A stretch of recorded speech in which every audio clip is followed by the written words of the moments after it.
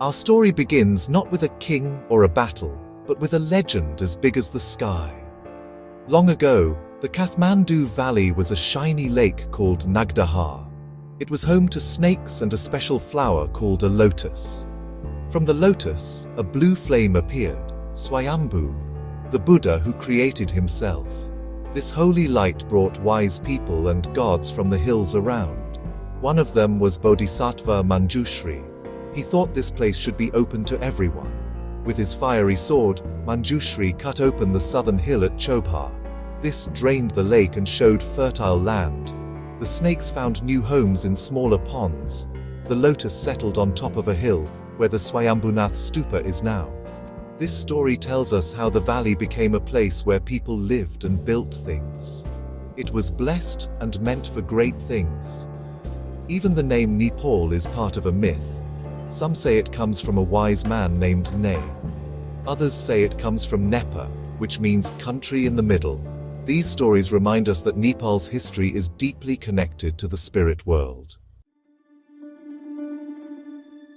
After the valley was uncovered, history started with the Lichhavis. They ruled from the 4th to the 9th century. They brought a golden age, building temples and palaces.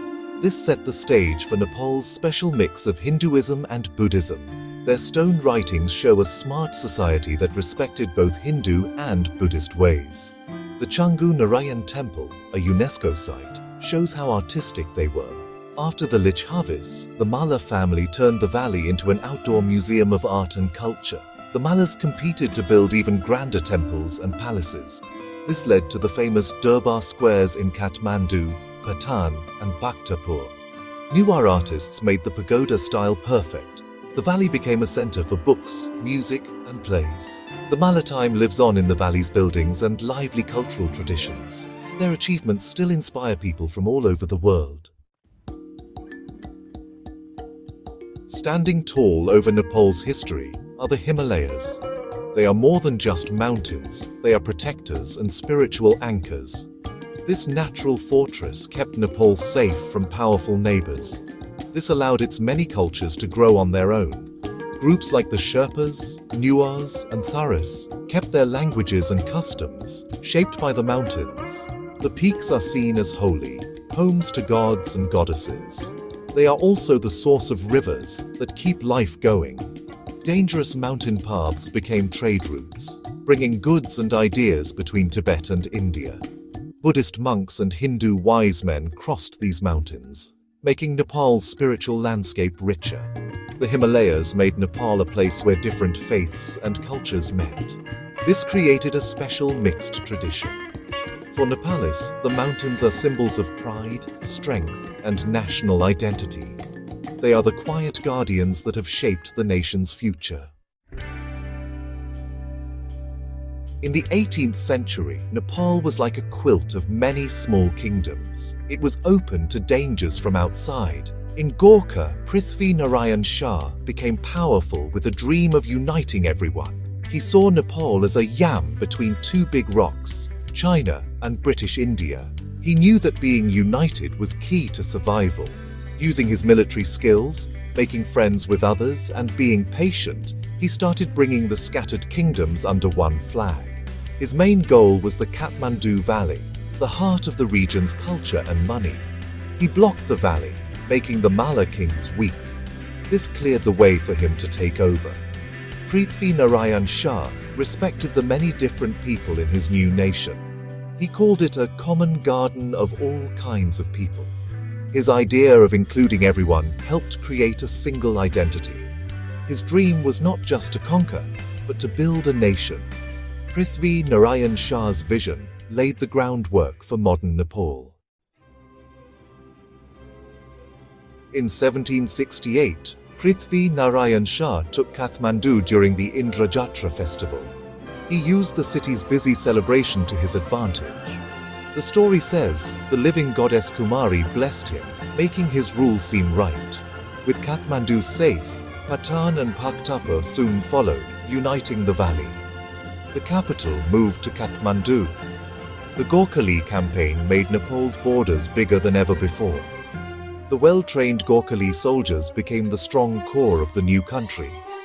The Shah family set up a central government and made Nepali the official language, bringing different people together.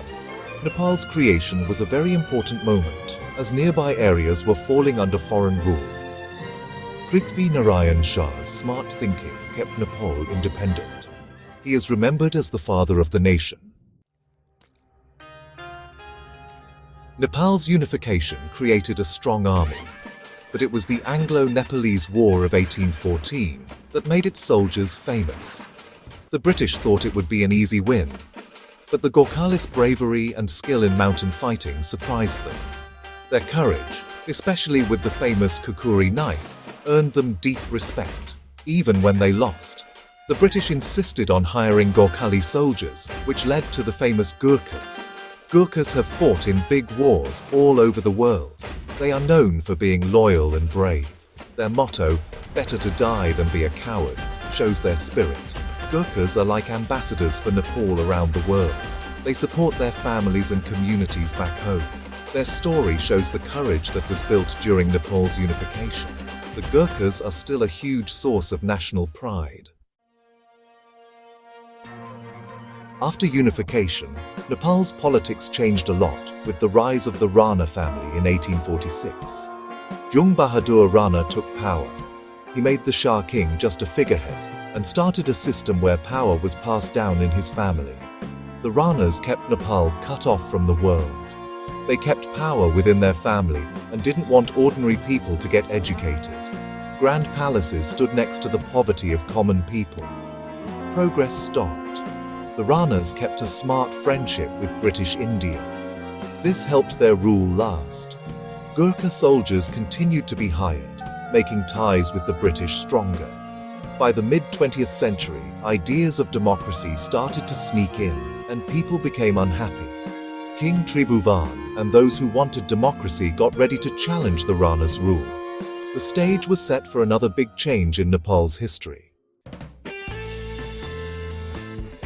In 1950, King Tribhuvan went against the Ranas.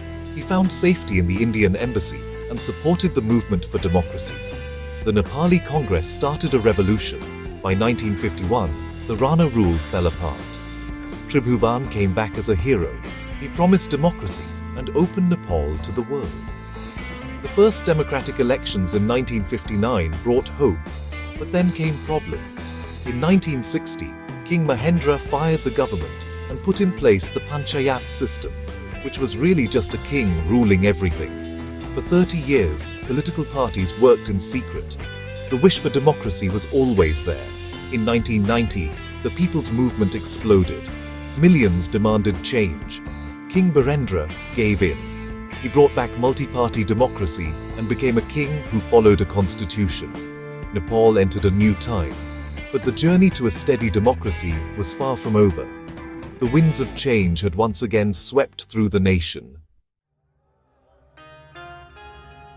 Democracy coming back in 1990 was a big moment, but Nepal soon faced new troubles. In 1996, the Maoist uprising threw the country into a civil war that lasted 10 years. It was caused by poverty and people feeling left out. The fighting destroyed rural areas and tested the nation's strength. In 2001, a royal massacre shocked the nation. King Gyanendra took complete power in 2005. This act brought political parties and Maoists together against him. This started the 2006 People's Movement. Millions protested, forcing the king to bring back parliament and end his absolute rule. A peace agreement ended the civil war, and the Maoists joined regular politics. In 2008, Nepal got rid of its monarchy and became a federal democratic republic. The journey from a mythical lake to a modern republic has been long and bumpy. Today, Nepal continues to build a future where everyone is included, guided by the spirit of its people and the watchful Himalayas.